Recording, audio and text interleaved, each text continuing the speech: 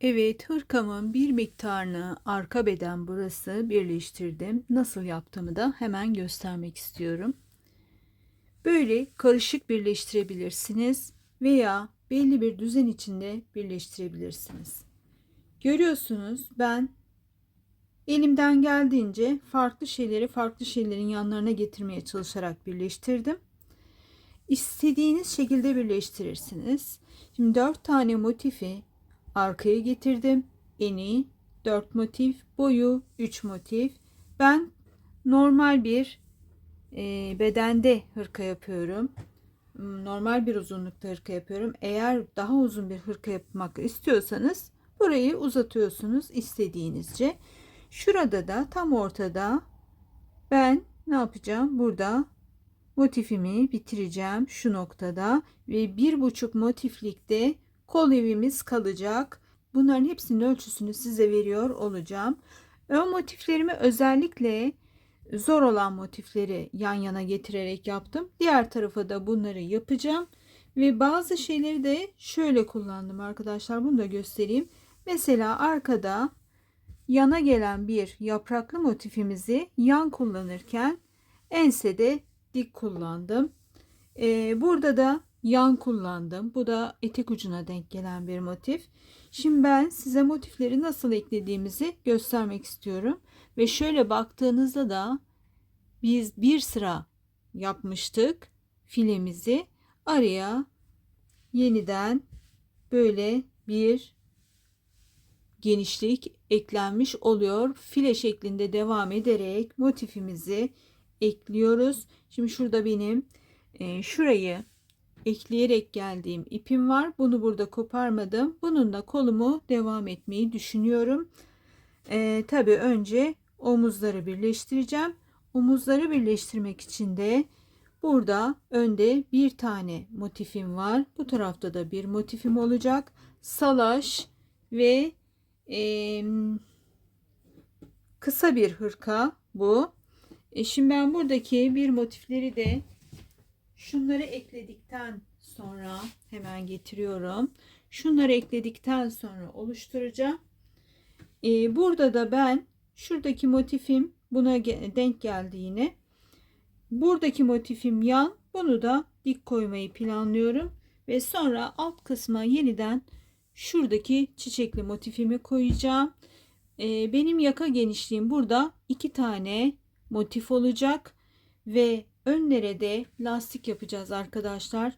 Bu, tekrar ediyorum, uzun bir hırka değil. Omuzları ekledikten sonra kollarımızı birleştirip 1,5 motiften oluşacak kollarımız. Burası yarım, burası da yarım. Bir tane motif. Bir motif burası 2 ve karşıda bir motif. 3 motiften oluşan kollarımız var. Bu tarafı da aynı şekilde yapacağım. Şimdi beraberce motiflerimi nasıl eklediğimi kısaca göstermek istiyorum. Zaten çok kolay. Hemen şuradan 2 motifimi alarak başlayayım. Bunları size şema şeklinde de anlatacağım. Hiç merak etmeyin arkadaşlar. Ve ipimden, tığımdan, ne kadar ip gittiğinden, hepsinden bahsedeceğim. Sadece birazcık zamana ihtiyacım var. Ankara'dan yeni geldim ve yaklaşık bir aydır evde olmadığım için ev çığırından çıkmış. Ve yaz ayında gittiğim için de tabii her yer açıktı. Bayağı ev felaket bir halde diyeyim. Yani birazcık örgü örüp birazcık temizlik yaparak açığı kapatmaya çalışıyorum. Ve arada başka işlerim de var. Onları da koşturmam gerekiyor. Acil bir şekilde gittiğim için tabii ki hiçbirini düzene sokamadım. Apar topar ne bulduysam valizime doldurdum ve gittim. Böyle. Hayırlısı olsun, vardır bunda da bir hayır diyoruz. Ve motifimin tersi düzü tabii ki önemli. Düzünden ekleyeceğiz. Tam köşeden ipimi bağlıyorum ve buradan çıkarak bir adet zincir yaptım. Şuradaki İpimi de bu arada kaybetmek istiyorum. Evet, buraya kadar bitirdim ama kameram yine sağ olsun kapandığı için. Telefonum bana bir şey anlatmak istiyor ama anlamıyorum. Bakalım ne zaman anlaşacağız. Nasıl bir motif daha eklenecek diye ben de sökmedim. Orada kesiyorum ve yeni motifimizle devam edeceğiz. Şimdi şöyle buraya da bu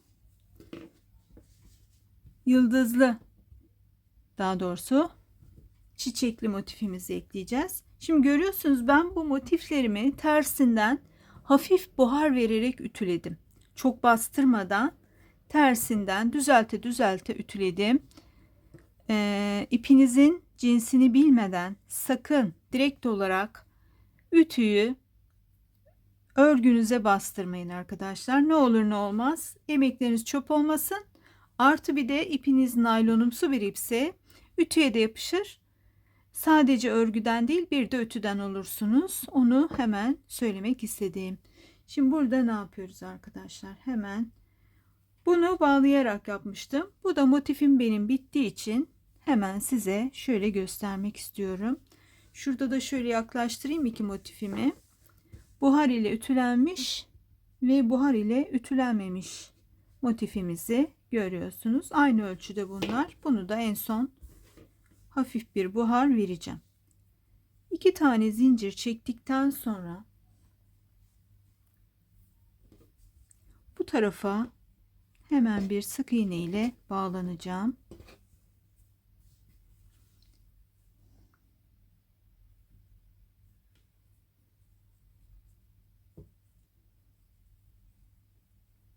Tekrar 2 zincir çekiyorum ve tekrar karşı taraftayım.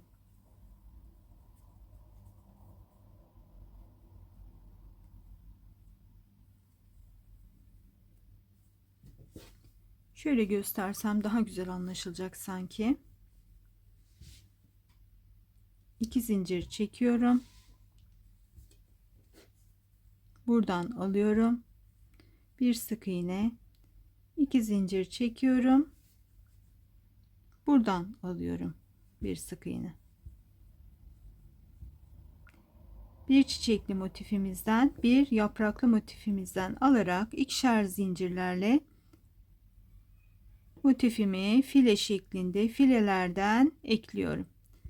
Böylece bizim motiflerimizin arasındaki fileler birazcık daha genişlediği için kıyafetimizde istediğimiz ebata geliyor. Burada 2 ya da 3 çekmek size kalmış arkadaşlar. Ben motiflerimin genel olarak 4 zincirli yapmış olduğum filelerle bitirdiğim için ortak bir görüntü olsun istedim. Hepsini ikişer zincirlerle bir o tarafa bir bu tarafa bağlayarak file yaptım.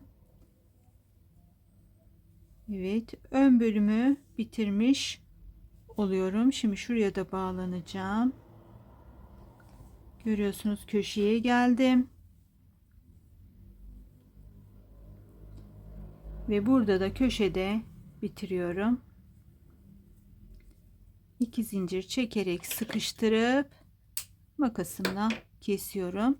Şimdi burası da benim hırkamın ön bölümü olacak. Şimdi bunu da hemen hırkama ekleyeceğim. Onu da hemen göstereyim size. Burada uzun uzun aynı şeyi anlatmak istemiyorum. Ve devam edeceğiz. Şimdi ben şuradayım. Şuradan ip takacağım. Hemen bakayım kameramda görünüyor mu? Etek ucundan ip takacağım. Bir motif ve şuraya kadar geleceğim. 1,5 motifte burayı bitireceğim. Daha sonra da omuzları birleştireceğim. Omuzları birleştirdikten sonra buluşalım. Burada ipimi bağladım. Etek ucundayım. Etek ucundan başlayarak bütün bizim hırkanın ön tarafı, yaka bölümü, tekrar ön tarafı ve tekrar geliyoruz. Aynı noktaya kadar Burada ben her yuvaya 3'er sık iğne yaptım arkadaşlar. Siz de bunu kendi ipinize, tığınıza, motifinizin büyüklüğüne, sık iğnenizi yaptığınızda motifiniz nasıl duruyor'a bakarak ayarlıyorsunuz. Her sık iğneden ilmek çıkarıp şişimize dizeceğiz.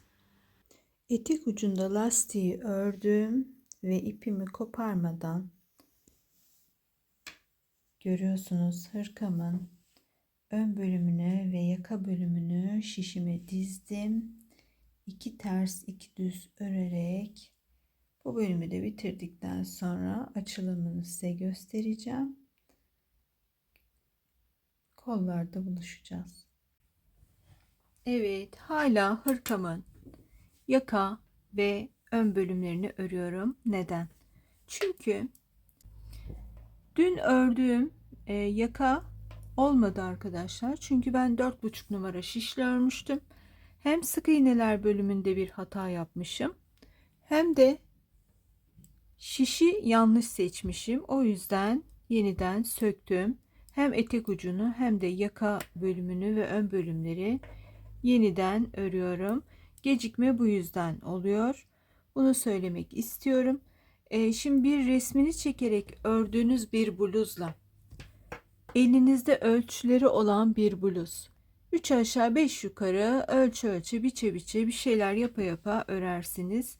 Ama ben buna resimden çektiğim bir bluz olduğunu düşündüğümüzde gayet normal bu gecikmelerin. Ben söküp söküp öreceğim ki size doğru bir anlatım yapabileyim, doğru ölçüleri sunabileyim. Şimdi ben öreyim. Dün mesela bu hırkamız bitmişti. Ben size onu resimde gayet de güzel de gösterirdim.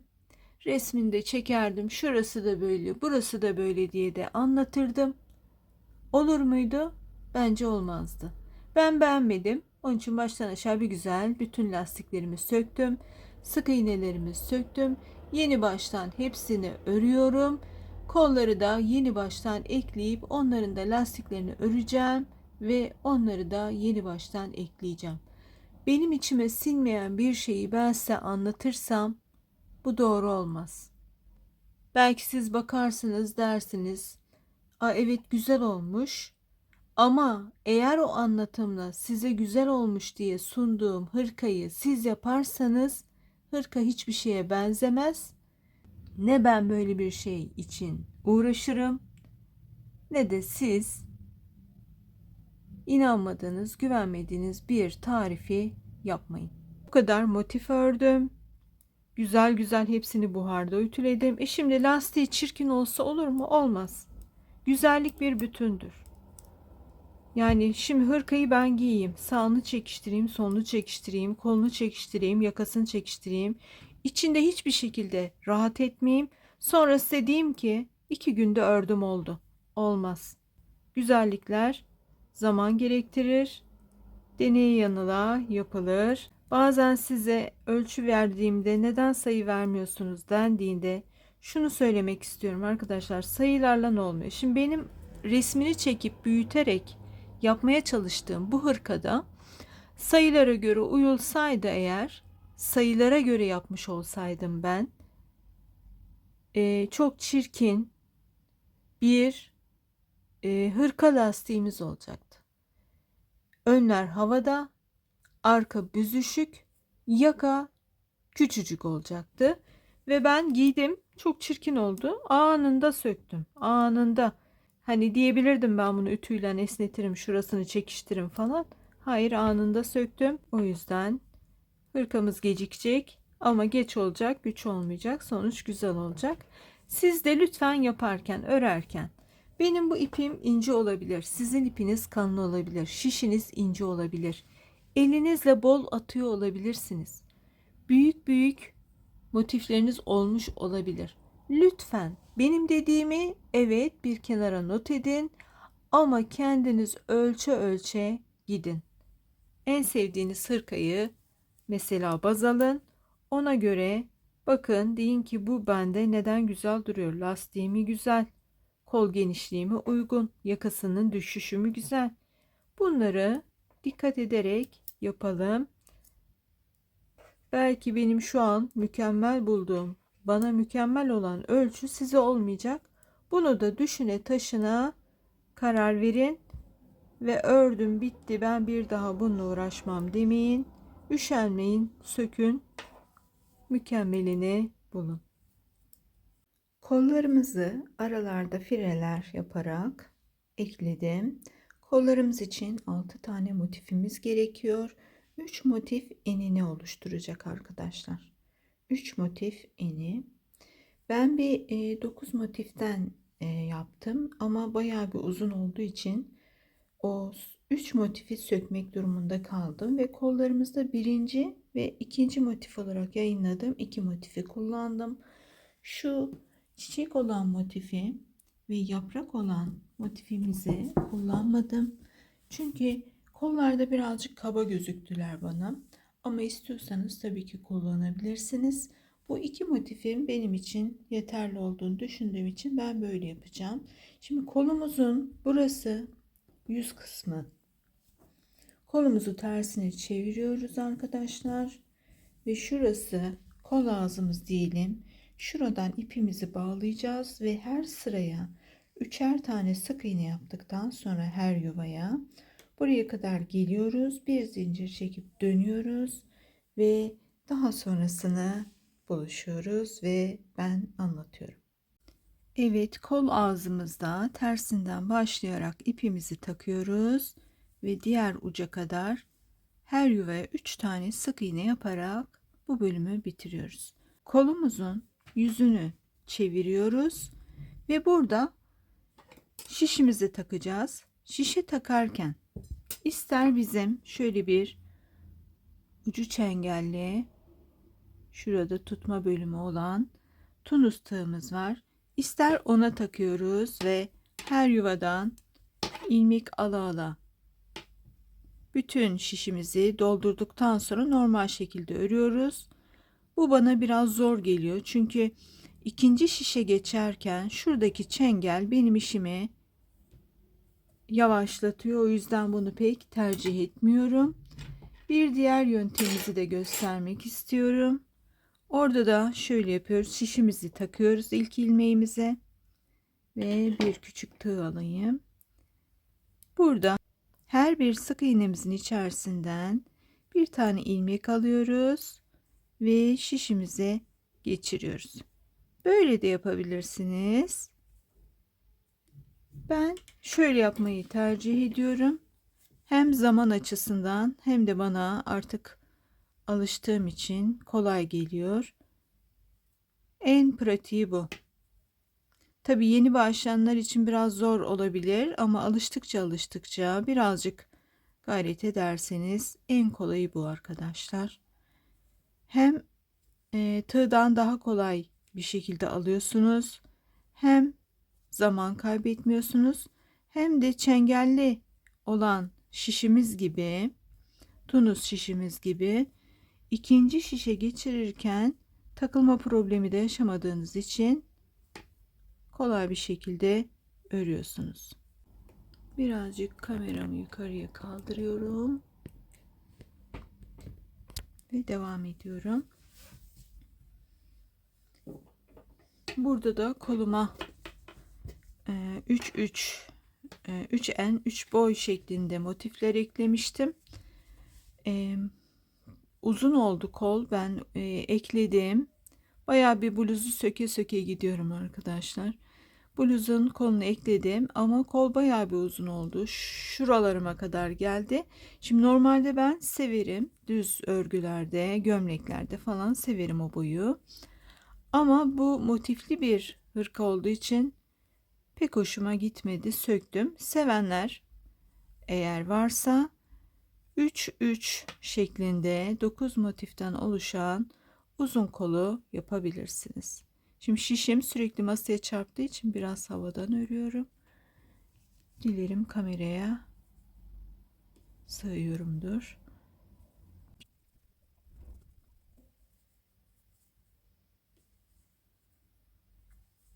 Evet, sona kadar her sık iğnemin içerisinden bir tane ilmek çıkarıp şişime diziyorum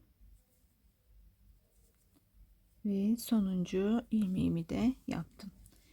Bu noktada da lastikler yapacağız arkadaşlar. Lastiği ister bir ters bir düz şeklinde yapın, ister iki ters iki düz şeklinde yapın. Ben ikili ikili yaptım ve hemen onu da gösteriyorum. İstediğiniz boyutta, istediğiniz uzunlukta örebilirsiniz. Ve şöyle size bir şey anlatmak istiyorum. Ben bu sorunu önlerde, yakada ve etek ucunda yaşadım. Şuradaki her bir yuvaya resimde görmüş olduğum gibi, hemen şöyle göstereyim size şu yuvalarımızı. Bir tane 2, bir tane 3. 1 2, 1 3 şeklinde doldurmuştum. Çok çirkin oldu. Daha sonra ben nasıl yapsam diye düşünürken acaba dedim 2 tane üçlü yapıp bir tane ikili mi yapsam dedim ve daha sonra onu da denedim. Onu da nasıl denedim arkadaşlar? Şimdi bizim elimizde şöyle bir motifimiz var, biliyorsunuz. 14-14,5 santim çapında bir motif bu. Bunu ekledik diyelim. Şuradan başlayarak şuraya kadar bir deney yapıyoruz. Önce bir 2 3 2 3 şeklinde veya 2 3 3 2 3 3 şeklinde. Ben hepsini denedim. En son en güzel olan bu oldu. Hepsine 3 yaptım ve hepsinin içinden ilmek çıkarttım. Sizin ipiniz daha kalınsa veya daha ince ise, motifiniz daha büyük olduysa bu yöntemi deneyerek tam denk olan bir lastik yapabilirsiniz. Bunu da size söylemek istedim. Çünkü ben bu hırkayı çok fazla söktüm. Motifler bölümünde değil, motifler birebir oldu, çok güzel oldular. Ama bu lastik bölümünde kasma olmaması, gerilme olmaması veya aşırı bol marullu bir lastik olmaması için bunu minik bir motifin tekinde denerseniz çok iyi olur. Şimdi burada ne yapıyorum? Hemen geçtim. Başlıyorum. 2 ters 2 düz şeklinde lastik örmeye. Burayı da istediğimiz ebatta veya kolumuzun istediğimiz noktasına gelene kadar örüyoruz ve bu benim son parçam. Ondan sonra bunu birleştireceğim ve tüm detaylarda buluşacağım. Biraz gecikme oldu biliyorum. Çok söktüğüm için oldu bu. Çünkü resimdeki hırkanın ne tür bir iple örüldüğünü bilmiyorum. Resimde beğendim ve elimde de bu ipim vardı benim. Bu ipi de çok sevdiğim için hem yaza hem kışa hem sonbahara giyerim diye düşündüğüm için de bununla örmek istedim. O yüzden biraz sök yeniden ör şeklinde ilerledi. Ama ip çok keyifli olduğu için ve modeli de çok beğendiğim için hiç sıkılmadan devam ediyorum. Sadece benim örmeyi planladığım Eylül ayı planlarından bir tanesi birazcık gecikecek ama olsun, o da çok güzel. Onu da seyretmenizi isterim. Çünkü gerçekten o da çok güzel ve çok görülmemiş bir model. Onu da resimden çıkarttım. Seveceğinizi düşünüyorum. Şimdi lastiği örüyorum. Lastiği ördükten sonra buluşalım. Detayları konuşalım. Kolumuzu manşet kısmını bitirdikten sonra kesmemizi yapıyoruz ve ipimizi koparmadan tığımızı takıp kolun ters bölümünden ilmek kaydırma ile kolu birleştiriyoruz, manşet kısmını. Son noktaya gelindiğinde şöyle bir tığlamamız olacak. Diğer bölümlerde biliyorsunuz ikişer zincirle bu iki motiflerimizi birleştirmiştik. Şimdi yine burada son ilmek kaydırmamı yaptıktan sonra 2 zincir çekiyorum ve sağlı sollu bir şekilde burayı ben bir sökeyim çünkü burayı düzünden yapmamız gerekiyor. Hemen kolumuzun düzünü çeviriyorum. zincirlerimiz ters olmasın.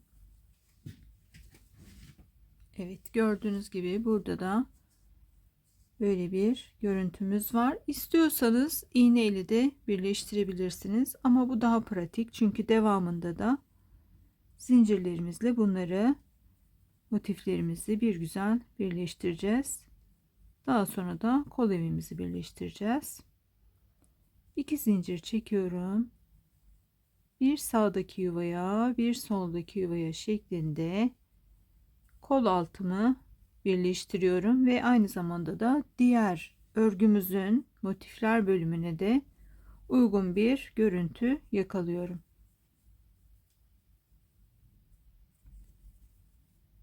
Burayı burada ben bırakıyorum. Bu noktada bırakıyorum. İpimi şuradan geçiriyorum. Bunun nedeni de hemen şimdi anlatacağım. Bu çok pratik oluyor. Ben hep böyle yapıyorum. O yüzden size de göstereyim dedim. Ama siz alıştığınız ve kolayınıza gelen bir durum varsa onu yapın. Şimdi bu noktada ben kolumun orta noktası şurası, biliyorsunuz. Buradan itibaren bedeni ekleyeceğim. Bir buradan sola doğru, bir de buradan sağa doğru ekleyeceğim. Kol altına kadar ikişer zincir ikişer zincir şeklinde bir oradan bir oradan alarak şu aradaki file bölümümüzü yine omuzda yapacağız. Daha sonra bu işlemimiz bittikten sonra burası omuzda birbirine denk geldikten sonra şuradaki ipimizi yeniden ilmekten çıkaracağız. Tekrar tığımızla kol altına kadar işlemimizi bitireceğiz.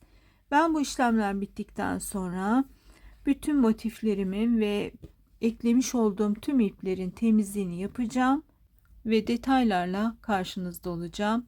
O noktada buluşmak üzere.